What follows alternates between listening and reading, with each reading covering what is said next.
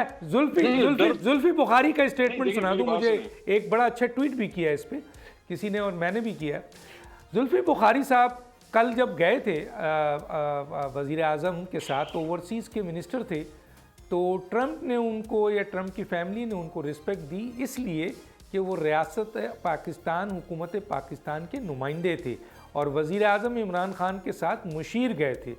اب وہ یہ کہتے ہیں کہ ٹرمپ اور ان کی فیملی جو ہے وہ ان سے میری بات چیت چل رہی ہے اور عمران کو ہم نکلوا دیں گے.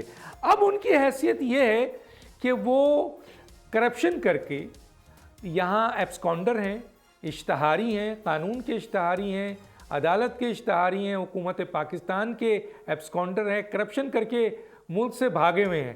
کیا اس حیثیت میں وہ پی ٹی آئی کو لے کر ٹرمپ کے پاس جائیں گے تو وہاں ان کو کیا وہی پذیرائی ملے گی جو عمران خان وزیر اعظم کے ساتھ ایز اے اوورسیز مشیر ملی تھی؟ سر آپ نے ایک اسٹیٹمنٹ میں ہمارے زلفی بخاری سچ بول دیجئے گا سر, سچ آپ کی زلفی بخاری کی حقیقت بتائیے. میں نے ایک طرف عمران خان کے ساتھ مشیر کی حیثیت سے گئے تھے تو رسپیکٹ ملی, ایک طرف وہ ایبسکانڈر ہیں اسی حکومت کے, اسی قانون کے, اسی ریاست کے, تو کیسے عزت ملے گی سر؟ اب سوال آپ نے دو دفعہ کر دیا تو مجھے جواب دینے دیں. چلیں دیکھیں, پہلی بات تو یہ ہے کہ میرے علم میں کم از کم نہیں ہے کہ وہ کرپشن کے کسی کیس کی وجہ سے باہر گئے ہیں. ظاہر ہے بہت سے لوگ اس رجیم کی فاشزم سے بچنے کے لیے باہر گئے ہیں. ہی از ون آف them. آپ کے بہت سے میڈیا پرسن جو حق پرست ہیں, جو سچ بولتے ہیں, وہ ادھر پاکستان میں بڑی مشکل سے اپٹیک پاتے ہیں, ان کو جانا پڑتا ہے. میں یہ نہیں کہہ رہا جو یہاں ہیں وہ سچ نہیں بولتے, لیکن بہت سے سچ بولنے کی وجہ سے اس کی جرم میں کی پاداش میں کچھ مسنگ ہو جاتے ہیں.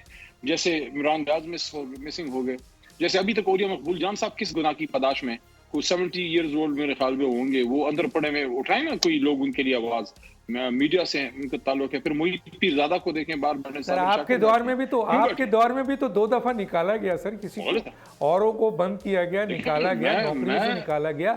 تو سر یہ تو ہوتا رہتا ہے حکومتوں میں, اس کو چھوڑیں. میرے سوال کا جواب دیں سر. آپ کہتے ہیں کہ زلفی بخاری کے کرپشن کے بارے میں آپ کو نہیں پتا. چلے اگر نہیں پتا تو آپ معلوم کر لیں, حکومت سے پوچھیں نا سر. میں نے یہ نہیں کہا آپ کو, آپ دو تین باتیں مکس کر رہے ہیں. پہلے وہ زلفی صاحب کے بعد میں آتے ہیں. آپ نے کہی ہوتا رہتا ہے, اس کو کیوں ہم نے نارملائز کر دیا ہے, ظلم کو کیوں نارملائز کر دیا؟ آپ اپنے دل پہ ہاتھ رکھ کے بتائیں کہ آپ کے دور میں کتنے صحافیوں کو نکالا گیا, کس کس کو؟ 2 دفعہ میں یہی تو آپ کو کہہ رہا ہوں, 2 دفعہ. سر یہی تو میں آپ کو, کیا قصور تھا سر میرا؟ آپ کو کہہ رہا ہوں کیا قصور تھا, بتائیے نا قصور کیا تھا. اب اجازت دیں گے آپ مجھے؟ تو آگے چلتے ہیں سر, آگے چلتے ہیں. سبسکرائب کریں اور بیل دبائیں تاکہ کوئی خبر رہ نہ جائے.